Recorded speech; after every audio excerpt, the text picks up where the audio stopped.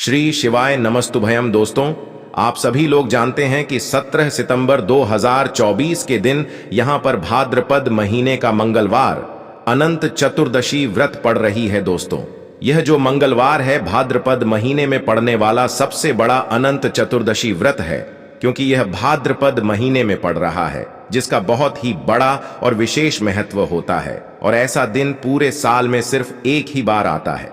और दोस्तों, आप सभी लोग जानते हो कि 17 सितंबर भाद्रपद महीने का मंगलवार अनंत चतुर्दशी व्रत का अगर सबसे बड़ा कोई उपाय है तो वह 7 लौंग वाला उपाय है।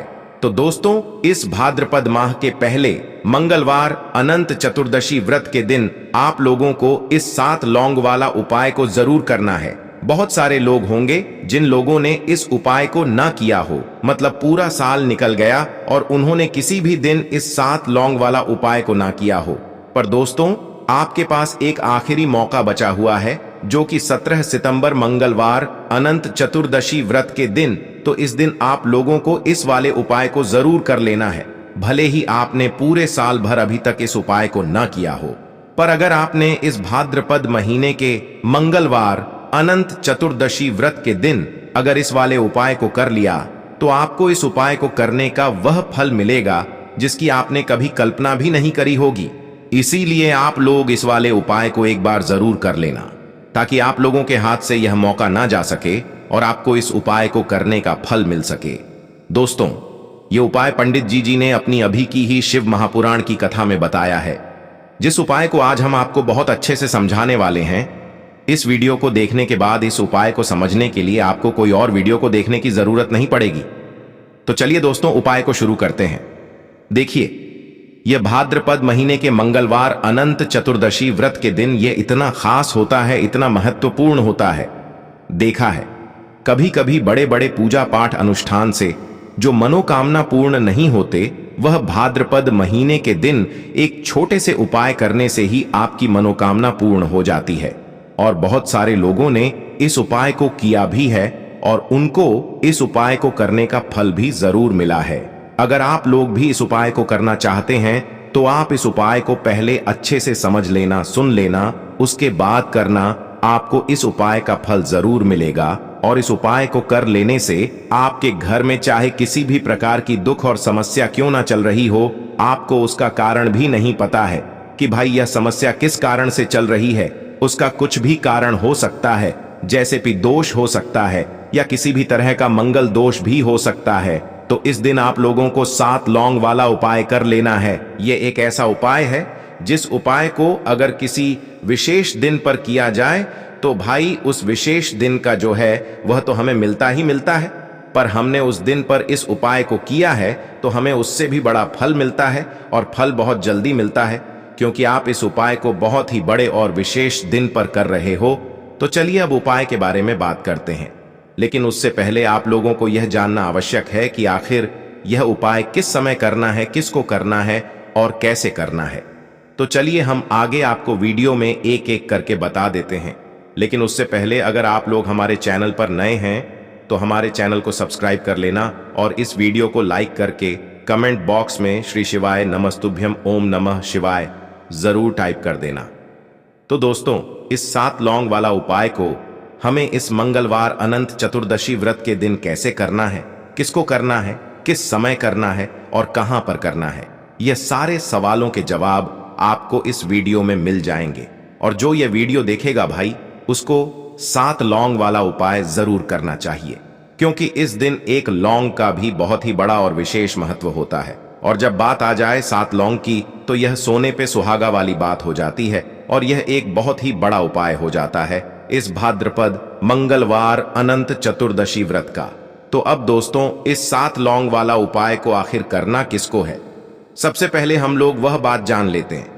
तो देखो, घर की जो बड़ी माताएं बहनें होती हैं, उन माताओं बहनों में से कोई भी एक बड़ी माता बहन इस वाले उपाय को कर सकती है।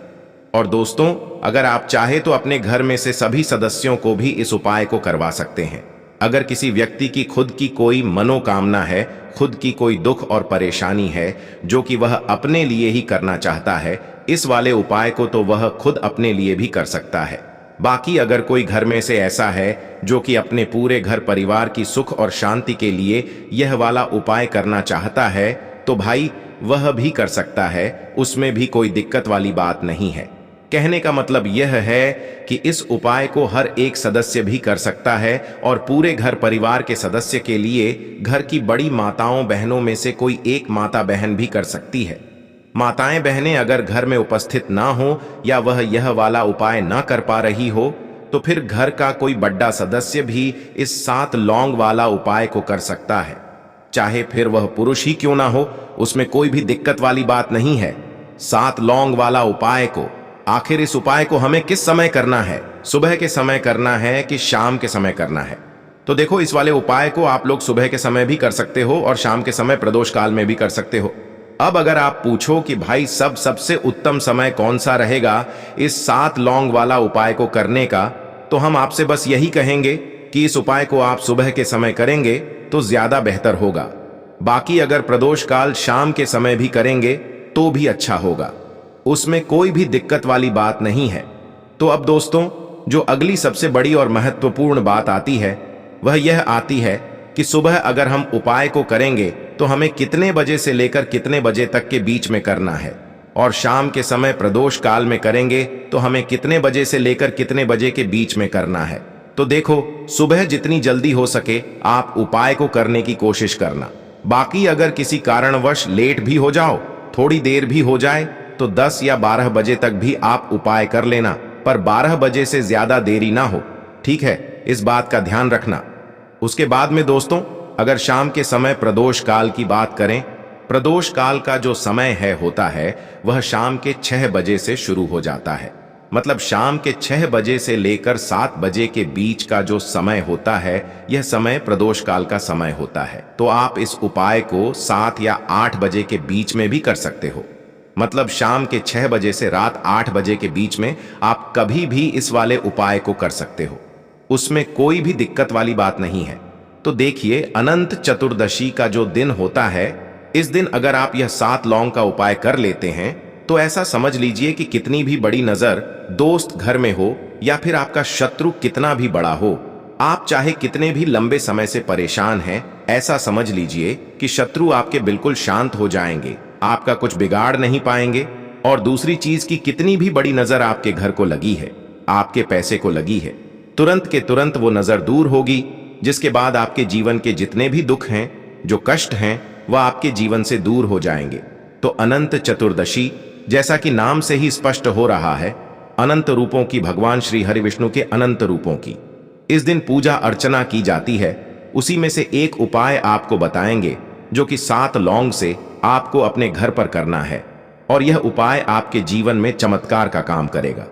देखिए, जब भी आप लंग का उपाय करते हैं ना, ऐसा समझ लीजिए कि शत्रु भी शांत होते हैं और नजर दोष भी दूर होती है।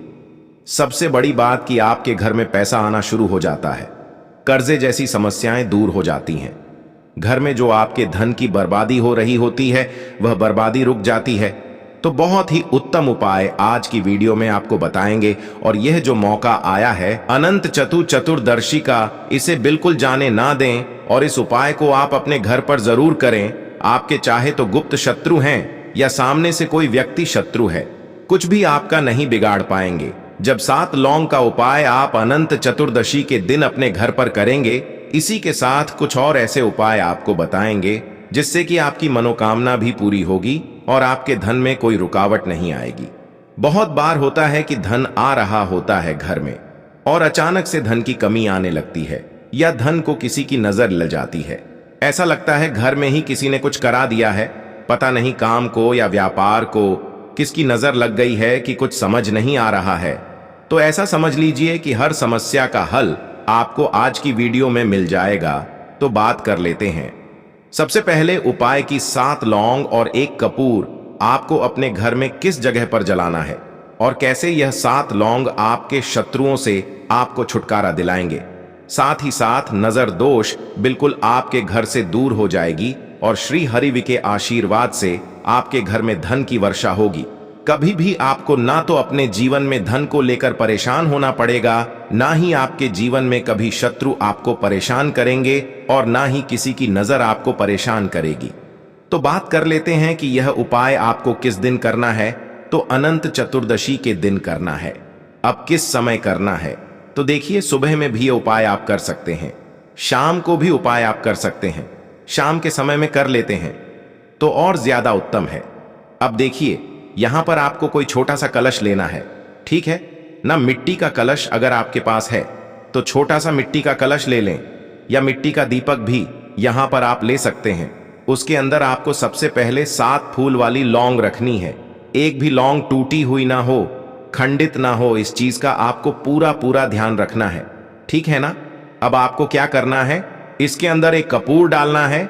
एक कपूर डाल देंगे, 7 लौंग डाल देंगे। अब आपको क्या करना है कि इसे जलाना है अपने घर में, कहीं पर भी इसे आप जला सकते हैं, ठीक है ना। मतलब घर की उत्तर दिशा, दक्षिण दिशा, कहीं पर भी घर के किसी भी कमरे में आप इसे जला सकते हैं। बस यह उपाय करते समय ज्यादा आपको कोई टोके ना रोके, ना इस चीज का ध्यान रखें। जलाने के बाद मन ही मन भगवान अनंत का ध्यान आपको करना है, जो कि श्री हरि विष्णु ही है। श्री हरि विष्णु का ध्यान करना है। इसके बाद आपको क्या करना है, श्री हरि विष्णु से प्रार्थना करनी है कि जितने भी मेरे शत्रु हैं या मेरे घर में जिसको भी नजर लगी है, मेरे घर को लगी, मेरे पैसे को लगी, वो सारी की सारी नजर दोष दूर हो और मेरे शत्रु जो हैं इनसे भी मुझे छुटकारा मिल जाए। इसके बाद आपको क्या करना है कि जब यह लौंग अच्छे से जल जाएगी कपूर के साथ, बाद में आपको किसी भी चौराहे पर इसे रख कर आ जाना है। पीछे पलटकर बिल्कुल नहीं देखना है। शत्रु कितने भी हो, तुरंत के तुरंत छुटकारा मिलेगा। दूसरी चीज, नजर कितनी भी लगी हो, चाहे पैसे को लगी है, घर को लगी है, आपको नजर लग गई, क्योंकि जब व्यक्ति को लग जाती है ना तो उस घर में बीमारियां बहुत आती हैं, धन की बर्बादी होती है। तो अनंत चतुर्दशी का दिन बहुत ही बड़ा दिन होता है, और इस बार यानी कि साल 2024 में तो बहुत ही शुभ और उत्तम योग बने हैं। तो बिल्कुल इस मौके को ना जाने दें और इस उपाय को आप जरूर से करें। तो चलिए अब बात कर लेते हैं। अगर घर में नकारात्मकता बहुत है, घर में कोई बुरी शक्ति है, या घर में आपके कुछ ना कुछ ऐसा है जिससे कि धन की बर्बादी होती है, पैसे को लेकर आप परेशान रहते हैं, पैसा घर में आता नहीं है, या धन आपकी तिजोरी में रुकता नहीं है ना, तो या फिर आपको भय बहुत रहता है, किसी ना किसी चीज का भय, डर लगा रहता है, तो आपको क्या करना है, 7 जायफल लेने हैं, ठीक है ना। 7 जायफल आपको किसी भी पवित्र नदी में प्रवाहित कर देने हैं। अनंत चतुर्दशी वाले दिन, जिस दिन अनंत चतुर्दशी है, उस दिन आपको 7 जायफल किसी भी पवित्र नदी में प्रवाहित कर देने हैं। कितनी भी बड़ी नजर दोष हो, नकारात्मक शक्ति हो, बुरी नजर किसी की लग गई है ना, जो भी जीवन में समस्याएं आ रही हैं, सारी की सारी दूर होती हैं जब आप अनंत चतुर्दशी वाले दिन यह 7 जायफल वाला उपाय करते हैं। बस नदी पवित्र होनी चाहिए। कभी भी आपको गंदे पानी का इस्तेमाल नहीं करना है इस उपाय को करने के लिए, क्योंकि बहुत सारे लोग हैं जो इस चीज का ध्यान नहीं देते हैं, ठीक है ना।